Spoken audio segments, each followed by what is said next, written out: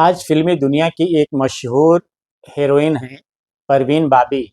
उनका आज ही के दिन 2005 में इंतकाल हुआ था उनके घर के अंदर। आज उनकी लाइफ़ के बारे में कुछ जानेंगे कि उनकी लाइफ़ क्या थी। परवीन भाभी जो थीं, इनका जन्म 4 अप्रैल 1954 को जूनागढ़, गुजरात में हुआ था। ये मिडिल क्लास के एक मुस्लिम ख़ानदान में पैदा हुई थीं। लेकिन जब ये बड़ी हुई और कॉलेज जाने लगी तो इनका जो ग्रेजुएशन हुआ अहमदाबाद का सेंट जेवियर कॉलेज, वहाँ से इन्होंने इंग्लिश लिटरेचर में, अदब में एमए किया, बीए किया और एमए किया। और बहुत ही बोल्ड और ग्लैमर और स्टाइलिश इनकी लाइफ थी। एक बार का वाक़या है कि एक फ़िल्म के डायरेक्टर थे बी आर इशारा। तो बी आर इशारा साहब को एक हीरोइन की तलाश थी और उनकी नज़र परवीन बाबी के ऊपर पड़ी। और वो क्या था कि जो बहुत स्टाइल में सिगरेट पी रही थी, और वो सिगरेट पीते हुए उस ज़माने में किसी लड़की को देखना और इतना बिंदास और इतनी बोल्ड लड़की को देखना एक नई बात थी। और वो जो ज़माना था उस वक्त इतना ज़्यादा बोल्ड लड़कियां बिंदास नहीं होती थी कि खुलेआम सिगरेट के धुएं उड़ाएं। When I saw her, she was in mini skirt and a Charminar का cigarette उसके मुंह में था. That is how I saw first visual of her, which I remember was that. That is why I signed her on a stamp paper. B R Ishara साहब ने जब देखा परवीन भाभी को सिगरेट पीते हुए, तो उनके दिमाग में जो फिल्म थी और उस फिल्म में जो हीरोइन वो बनाने वाले थे, वो उनके दिमाग में क्लिक हुआ कि ये हमारी फिल्म की हीरोइन बन सकती है।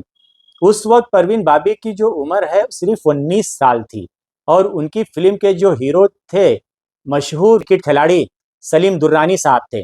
वो अपने ज़माने के बहुत ही मायानाज खिलाड़ी थे क्रिकेट के, सलीम दुर्रानी साहब। उनको लेकर बी आर इशारा साहब फिल्म बना रहे थे, नाम था चरित्र। उस चरित्र फिल्म में परवीन बाबी को हीरोइन के तौर पे लिया और परवीन बाबी ने इतना अच्छा उसके अंदर काम किया। फिल्म तो फ्लॉप हो गई, लेकिन परवीन बाबी ने बहुत अच्छी छाप छोड़ी थी उस फिल्म के अंदर। उसके बाद उनकी दूसरी फिल्म आई धुएं की लकीरें, और धुएं की लकीर जो फिल्म थी वो भी फिल्म कुछ काम नहीं की। उसके बाद जो है अमिताभ बच्चन के साथ में इनकी एक फिल्म आई मजबूर। जो मजबूर फिल्म आई वहाँ से इनका नाम फिल्मों में हुआ और वहाँ से लोग इनको जानने लगे कि हाँ, परवीन भाभी बहुत ही बिंदास और ग्लैमरस और स्टाइलिश हीरोइन है, और वहाँ से फिल्मी दुनिया में इनका नाम हुआ। लेकिन 75 में जब फिल्म दीवार आई तो फिल्म दीवार बहुत बड़ी टर्निंग पॉइंट और सुपर हिट फिल्म साबित हुई, और वहाँ से इनका जो ग्राफ था फिल्मी वो काफ़ी ऊपर हुआ और परवीन भाभी बहुत तेज़ी के साथ फिल्मी दुनिया में आगे बढ़ने लगी।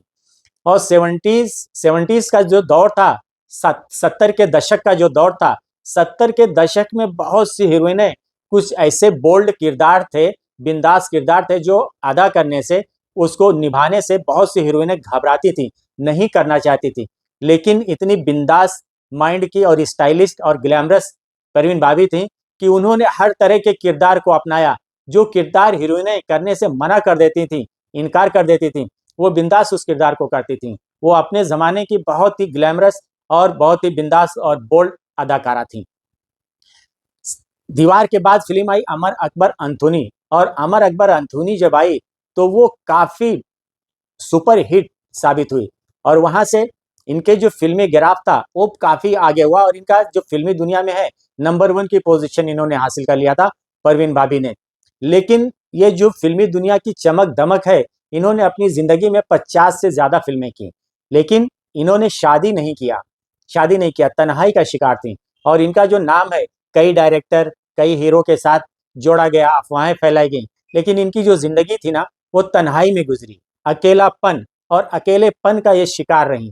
और इन्होंने, इनका जो फिल्म का जो दौर है वो 72 से लेकर 91 तक का इनका जो है फिल्मी दौर है। 91 के बाद इन्होंने रिटायरमेंट ले लिया था और उसके बाद तन्हाई की ज़िंदगी अपने घर में गुजार रही थी, और वही जो तन्हाई की ज़िंदगी थी वही उनको खा गई। और 20 जनवरी 2005 को अपने घर के अंदर ये मुर्दा हालत में पाई गई।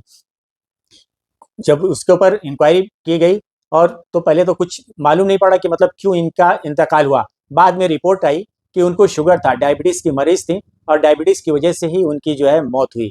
यहाँ पे सोचने वाली और देखने वाली बात यह है कि फिल्मी दुनिया में, पर्दे के ऊपर या टीवी की दुनिया में, टीवी में जो चमक दमक होती है, जो फिल्मी दुनिया के लोग हैं या टीवी के दुनिया के जो लोग हैं, सिर्फ पर्दे पर और टीवी पर उनकी जो ज़िंदगी होती है उसके अंदर चमक और दमक होती है।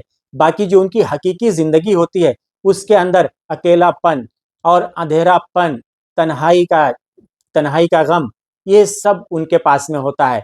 तो इनकी जो चमक-दमक है, आज जो आने इस दौर की जो लड़कियाँ हैं, उनको इस चमक-दमक से दूर रहकर अपने करियर पे फ़ोकस करना चाहिए और वो करियर जो अपना लाइफ़ बनाए, लाइफ़स्टाइल अच्छा करे और ज़िंदगी जीने का जो तौर-तरीका है और जो ज़िंदगी का स्टैंडर्ड है, लाइफ़ स्टैंडर्ड, वो ऊँचा करे। इस तरह का नहीं, फ़िल्मी दुनिया और टीवी की दुनिया के जो कैरेक्टर हैं, जो किरदार हैं, ये वक़्ती तौर के होते हैं, टेम्परेरी होते हैं। ये कुछ साल तक ये आपको चमक-दमक दिखाएँगे।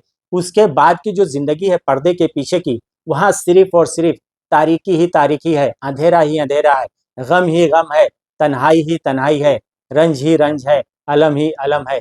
इन सब चीज़ों से बचना है तो ग्लैमर की दुनिया से हटकर हकीकी दुनिया में जीना रहना सीखना होगा। बहुत-बहुत धन्यवाद।